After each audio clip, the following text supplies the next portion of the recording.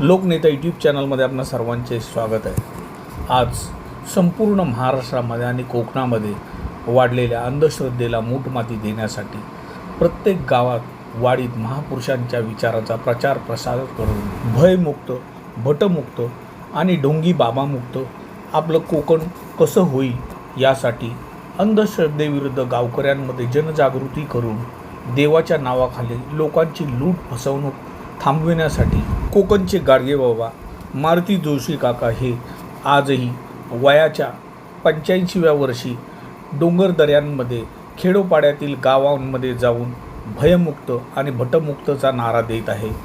आपल्या घरामध्ये पार पडणारे लग्न, साखरपुडा, नामकरण विधी, गृहप्रवेश व इतर मंगलसमयीच्या ज्या पूजा केल्या जातात त्यासाठी, तसेच जी व्यक्ती निसर्गवासी झालेली आहे त्या व्यक्तीचे कार्य या सर्वांच्या पूजेसाठी भट ब्राह्मणांकडून जास्तीत जास्त पैसा आकारला जातो। तसेच पूजेसाठी लागणारे महागडे साहित्य मागविले जातात। त्यामुळे हा सर्व खर्च गोरगरिबांना परवडत नाही।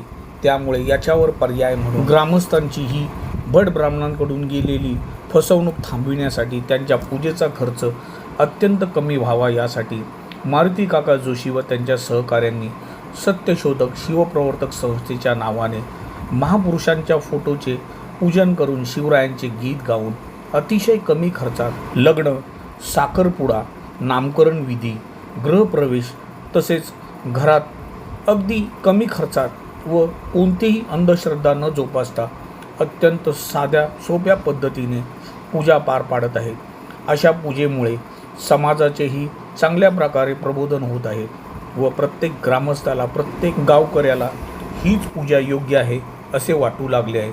त्यामुळे आज प्रत्येक ठिकाणी गावामध्ये कुठेही पूजा असली तर कोकणचे गाडगे बाबा किंवा त्यांच्या सहकाऱ्यांना बोलवतात आणि शिवप्रवर्तक सत्यशोधक पद्धतीनेच त्या पूजेचे आयोजन करतात। बंधू आणि भगिनींनो, आज अशाच प्रकारे तालुका जिल्हा रत्नागिरी, गाव शिवार आंबेरी लाखनवाडी येथील निसर्गवासी वासंती वासुदेव लाखन यांच्या पहिला स्मृती दिनांक 9/8/2026 रोजी सत्यशोधक पद्धतीने पार पडला। या प्रथम स्मृती दिनाला कोकणचे गाडगे बाबा मारुती जोशी काका, प्रवर्तक हरिश्चंद्र गोरिवले, तानाजी कुळे, अनंत पेजे, गोपाळ रोकडे, सचिन भातडे, अभय आगरे, शशिकांत लाखन, राजस मोहिते, दयानंद मोहिते, तुकाराम लाखन, रवींद्र लाखन यांच्या उपस्थितीत हा कार्यक्रम पार पडला।